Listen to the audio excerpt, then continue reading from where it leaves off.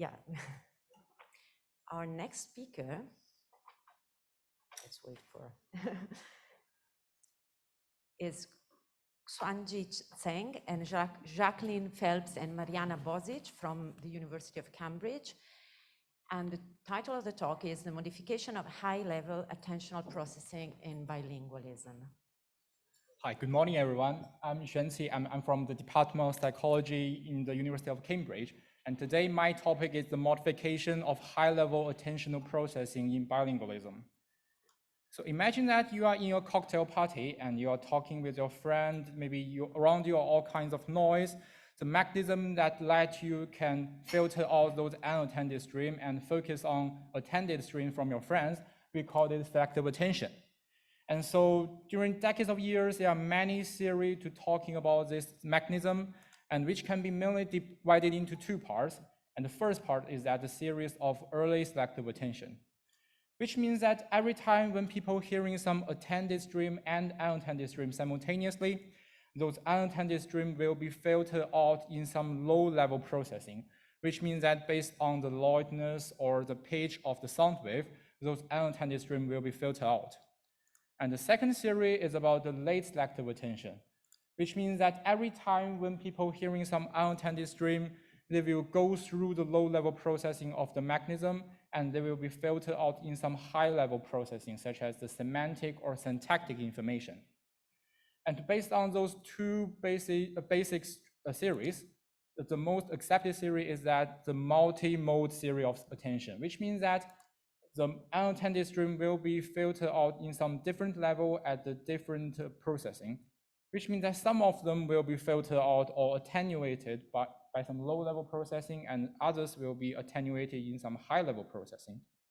So after the introduction about the selective attention, we want to talk about the bilingualism modification on selective attention. There are some researchers found that the bilingualism will modify the selective attention, and in the brain of bilinguals, their lateral axes are non-selective and they will be activated in parallel, which means that every time when they're hearing some language, some words, they have to inhibit some competing language in their brain and to make the selection on what the language they need. And this lifelong continuous inhibition and selection makes maybe lead to some enhancement or some redistribution about the attentional capacity. And there are some neuroimaging studies shows that even when the behavioral performance are the same, the neuroencoding are different. For example, as the research I showed here, they mainly focus on the neuroencoding in the auditory domain, and what they use the material is the natural continuous speech. And so here they collect the EEG data in some cocktail party paradigm, and they extract the speech envelope in some attended stream and unattended stream and correlated them with EEG data. And the result, they found that the difference in neuroencoding of speech envelope between the monolinguals and bilinguals, there are differences. So it can show some modification in speech envelope level. So here is our question. Those previous evidence shows some modification in low-level processing because the speech envelope only captures the perspectual level in speech signals. So what about the high-level processing? Is there some bilingual modification in semantic processing? So what we did here is to extract the semantic information from the attended narrative and find the correlation between the EEG data and the semantic information, and to find out if there is some difference between monolinguals and bilinguals. So here I want to show our experiment. So we recruit participants in monolinguals and bilinguals. We recruit 24 English monolinguals and 27 Spanish English early bilinguals.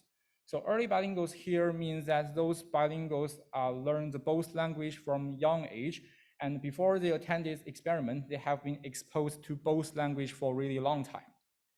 And so we will let the participants to hear some attended narratives in one ear and hear some unattended interference in the other ear. So as for the attended stimuli, there are some children's story in the participants' native language, which means that for monolinguals, we will let them to hear some story in English, and for bilinguals, we will let them to hear some stories in Spanish. And as for the interference in the other ear, we design 4 conditions which refers to the different level of processing. And the first condition we call the single talker, which means that we only let the participant to hear some attended stories, and there will be no interference in the other ear. And the second condition is musical ring, is a non-linguistic noise, which means that we filter out the linguistic information in some narratives and change them into some ring sound. And so it's a non-linguistic noise which we cannot extract any linguistic information from this interference. And the third condition is the native language, which means that we will let the participant to hear some interference in their native language. For monolinguals, it will be English story, and for bilinguals, there will be some Spanish story as an interference. And that fourth condition is called the unknown language, which means that for the monolinguals, they will hear, for participants, they will hear some stories in the language they don't know.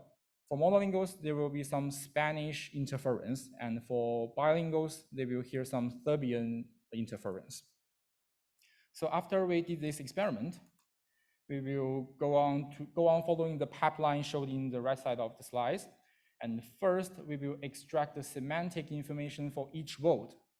And so the definition here we use is it's called the semantic predictability. It's an existing method showed in Broderick's research.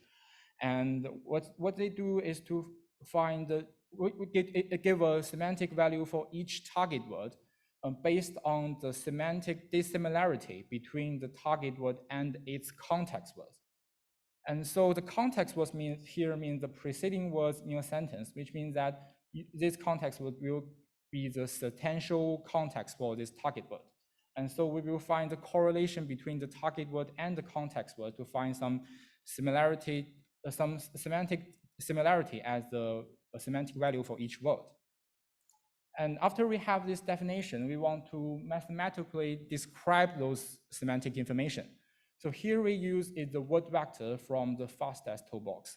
So FastTest is a toolbox developed by Facebook based on their big data training, and it has been used both in Spanish and English. And they can give each word a vector to show their meaning. And which means that for the word which has a similar meaning, they will have a similar vector representation. And here at the figure shows, we have the vector for the target words, and then we have the average vector for the context words.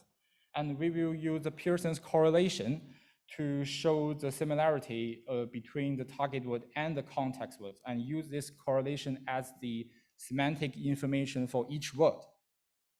So after that, we got one R value for per word, and then we want to give a time aligning vector for each sentence, which means that because finally we will find the correlation between the semantic information and the EEG data. So we want to have a time aligning vector for each trail, which is each sentence, have the same sampling rate as the EEG data. So right now I have the R value for each word. And then we will, based on the sound wave for each sentence, we can find the onset and the end of each word, and to time align the impulses for each word and use the R value per word. And right now we have the time aligning vector, which is for every trail and every sentence.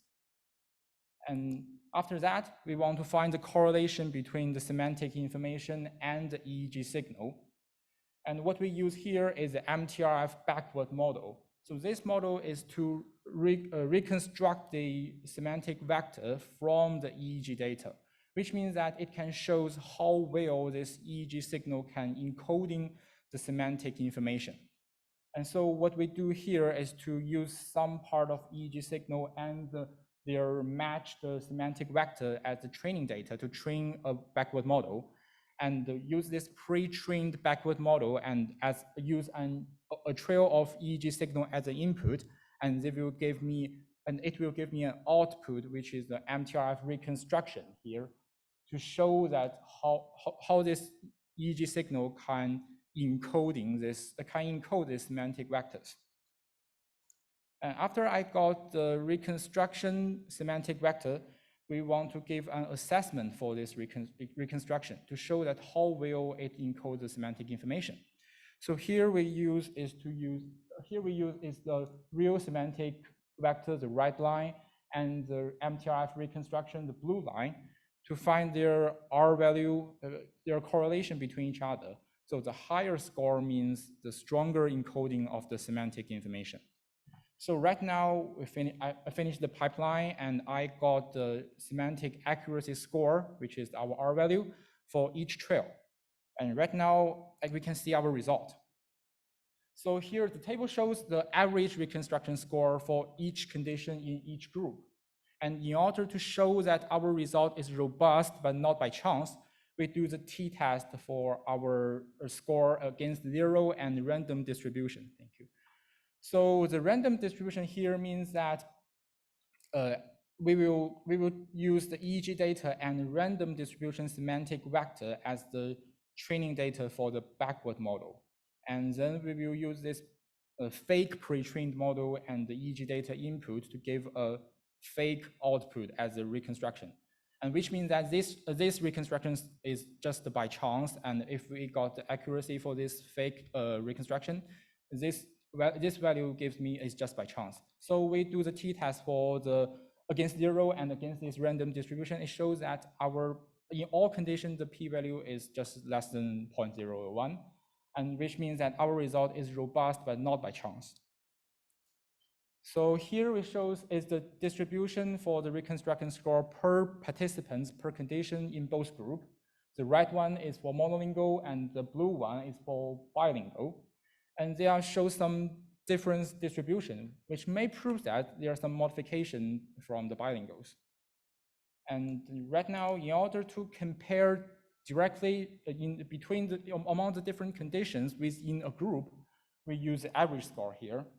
So the line plot, we can see that in monolinguals, the single talker condition are really a little bit higher than other three conditions within interference, and it's a little bit different, a little significantly different from the other condition.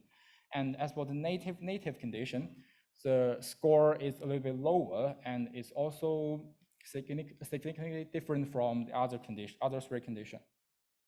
So we can say that monolinguals are strongly influenced by the type of interference. So as for the bilinguals, it's a little bit different. If we look at the three different conditions under some interference, we found that the line plot is just flat, and the different conditions are just similar to each other, and the only single talker condition is a little bit lower. So we can say that the bilinguals are less influenced by the type of interference. In our experiment, the participants, the bilingual and monolingual participants hear the different attended narratives in different language. So it's different, so we can't directly compare the accuracy score between the group. So in order to make some comparison between the two groups, we use the representational dissimilarity matrix to do that. And in this matrix, each cell shows the difference between the different conditions. And as for the color of the cell, the warmer the color is, it shows that it have a larger difference between each other. And the cooler means that they are similar to each other. So that's why you see that in the diagonal line, the color is dark blue, because it's the difference between the same condition. So the dissimilarity is just 0, it's the lowest one. And if you compare the monolingual matrix and the bilingual matrix, you can find that the color for the monolingual matrix is quite warmer, and it also proves that monolingual are strongly influenced by the different condition, just more stronger than the bilinguals. So after we got those results, we want to give our explanation. And first, as for the monolingual one, if we compare the single talker condition with other three different conditions under some interference, we found that the reconstruction score for single talker is a little bit higher, and which means that for the three different conditions within the interference, monolinguals will use up some of the reference to filter out those interference, and it will use up some capacity and they only have less amount of resources to encode those attended narratives. And if we compare the non-linguistic interference with the linguistic interference, we found that the non-linguistic interference reconstruction score is a little bit higher than the linguistic interference, which may show that as for the linguistic interference, which contains more semantic information, they will go deeper in selective attention mechanism, and they will be filtered out in some higher level, and they will use up more capacity than non-linguistic interference. So the remaining resources for encoding those semantic information will be lower. So if we compare the native condition and the native unknown condition, we found that for monolinguals, their native language interference contains more semantic information they know, so it's harder for them to filter them out, and it uses up more capacity. So those differences all consistent well with the multimodal attention theory. So now let's look at the bilinguals. It's quite different. So if you look at the different condition and there's some interference, the line plot is flat, and so there are less variation in the interference conditions than the monolinguals. So, which means that the accuracy score are similar, and so the neuroencoding are similar. So which means that they use similar amounts of resources on encoding the attended narratives, which means that they may use up similar capacity on filtering all the different condition of interference. So our explanation for this is that for bilinguals, it's more efficient inhibition on the interference due to the lifelong experience, which means that because the continuous inhibition and selection of the language, they will try to filter out different kind of interference in lower level to spend less capacity. But there is still a little bit interesting things is that for bilinguals, the accuracy score for single talker is really lower than other three conditions, and which is actually is puzzling for our imagination for this result, and which may shows that they are, because in monolinguals the single talker one is really higher, and as for the bilingual one is quite lower. So it may show that some degrees of different allocation about attentional resources, and it may also prove that because think that in different conditions the behavioral performance are the same. So which means that the neuroencoding won't affect the behavioral performance too much. So the single talker condition is the easiest one. So it may show that for bilinguals they only use less amount of resources, some limited resources, to solve the easiest condition and to give an optimal behavioral performance, which may show some economization of the limited mentabiotic resources. So here's our conclusion. For monolinguals, their results are really consistent with the multimodal attention theory. And for bilinguals, quite different. There are less variation in the interference conditions than monolinguals, and they may show more efficient inhibition in the interference due to the lifelong experience to using multiple language. And they also show some degrees of different allocation about the attentional resources, and it may possibly prove that they show some conservation or some economization of the limited resources. So here's our conclusion, and thank you for listening. Do you have any questions?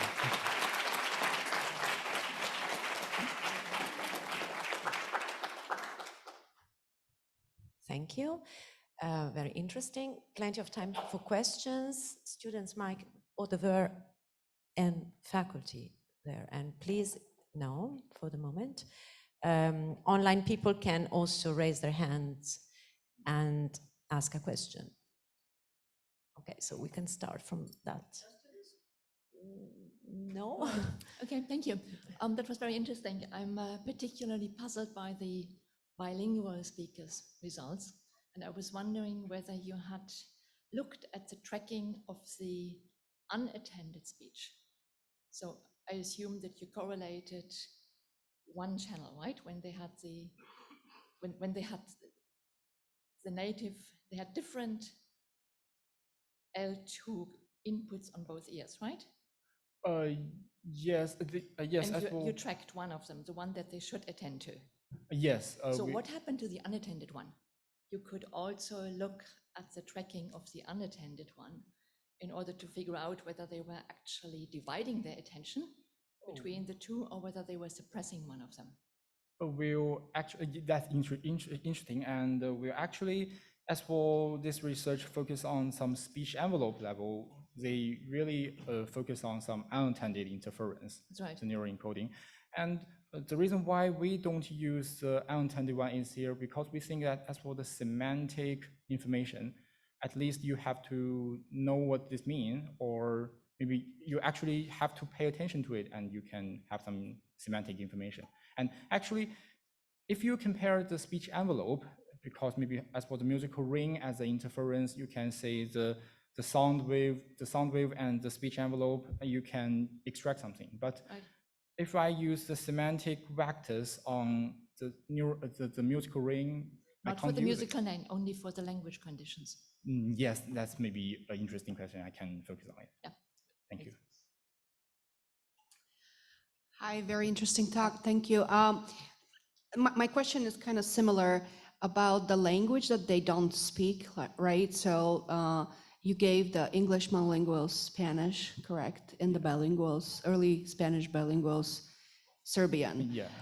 So those languages are still typologically close to each other, like English, Spanish, Spanish, Serbian. So I was wondering whether if giving them completely unrelated, like typologically more distant languages from completely different groups could do anything. And also if you just keep those languages constant, so don't give them two different languages to the two different groups, but one and the same very, very distant language to both groups. Do you know what I'm saying?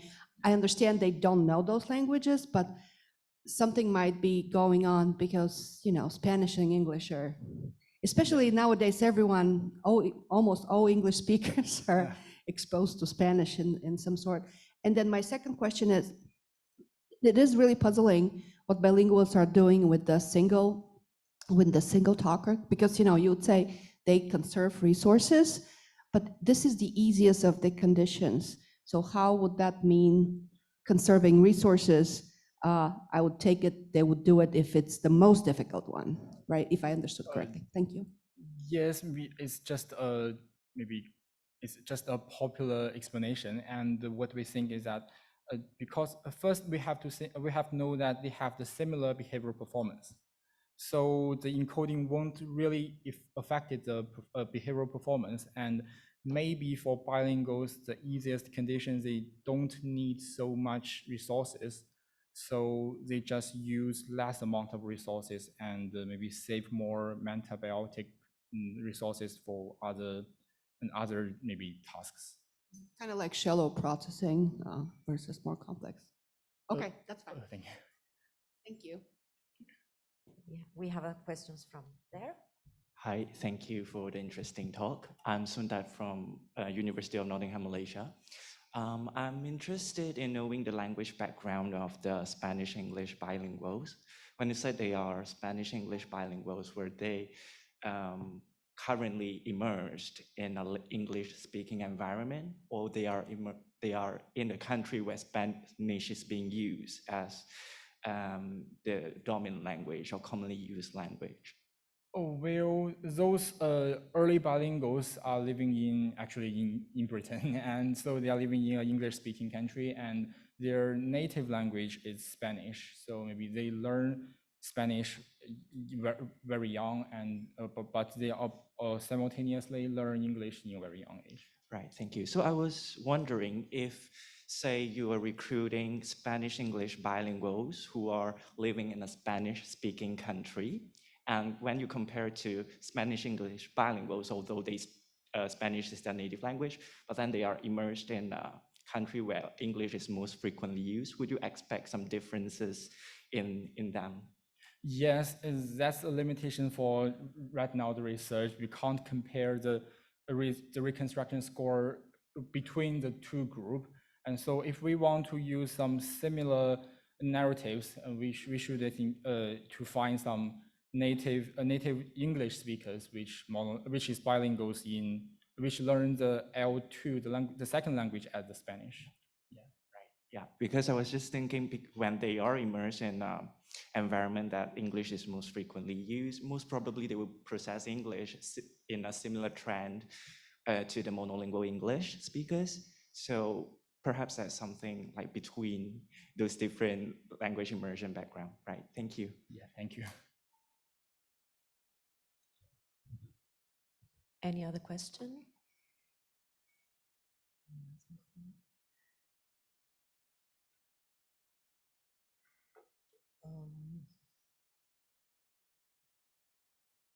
Are you?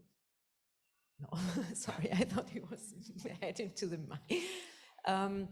I had a sort of a clarification question among the lines of the last question asked about the, so these were English dominant bilinguals in the end. I mean, they learned Spanish very early, yeah. but not from birth. I mean, I don't really, I missed some details about the participants' background. Well, they learn their Spanish because their family.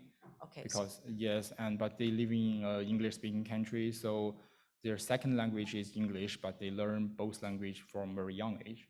But very young, you mean from birth? I mean, they can be L1, Spanish L1 dominant, or maybe they are dominant in English because they were. We didn't have such detailed limitation and just early bilinguals. So because we did some test on how well they use the two language, and so if they have a perfect score, we will use them as the participants. So we didn't try to ask maybe their history and if they born with where they born and yeah. So that would be an interesting measure to add as a measure of, linguistic background to enter into the model to see how this modulates some of the results that you got. Okay. Any other questions? Then I think thank you again for the nice talk.